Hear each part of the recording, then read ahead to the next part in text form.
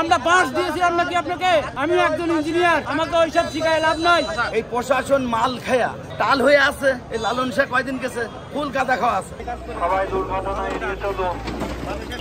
আমরা পাবো আমরা পাবো না।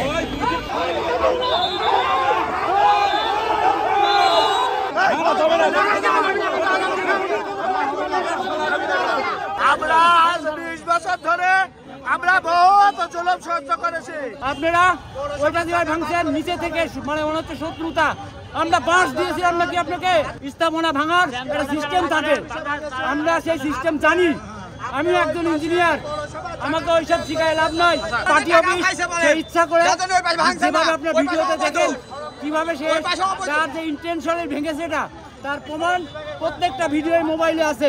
ইচ্ছা করে যেভাবে দেয়াল পুরোটা ছাদ যেভাবে ভেঙেছে তার ওটুকু ভাঙার অধিকার ছিল না, যতটুকু প্রয়োজন আমরা দিতে চাইছিলাম, কিন্তু সে পুনর্বাসন না করে আগে এগুলো ভাঙে। ওখানে বিএনপির পার্টি অফিস আছে, সেই পার্টি অফিস ইচ্ছে করে উনি পরিকল্পনা ইচ্ছে করে ব্যক্তিগতভাবে ভাঙলো।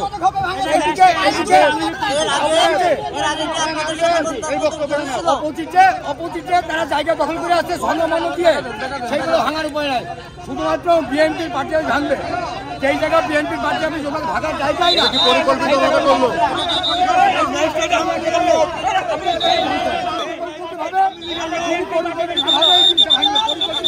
আমাদের কুষ্টিয়ার পরিচয় কি জানেন তো?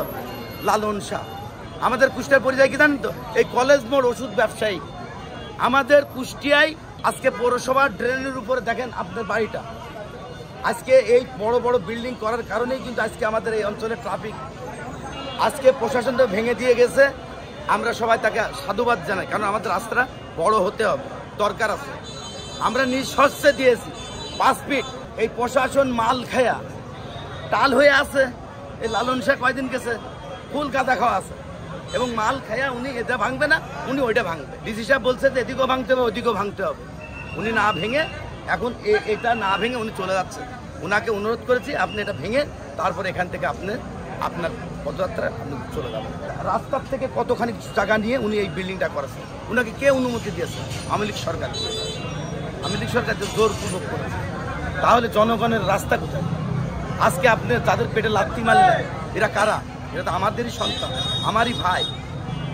আর এরা যাবে কোথায়? এক একটা দোকানের 8টা 10টা করে কর্মচারী, ওইখান থেকে শুরু করে ওই মাথা পর্যন্ত 400টা লোক।